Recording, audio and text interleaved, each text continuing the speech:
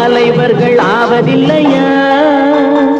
மானம் பெரியதென்று வாழும் மனிதர்களை மான் என்று சொல்வதில்லையா?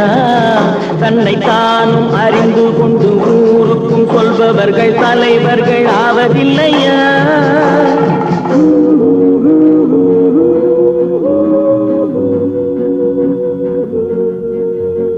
உன்னை அறிந்தால் நீ உன்னை அறிந்தால் உலகத்தில் போராடலாம்.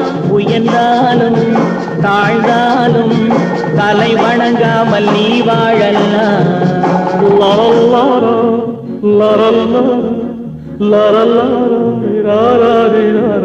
மா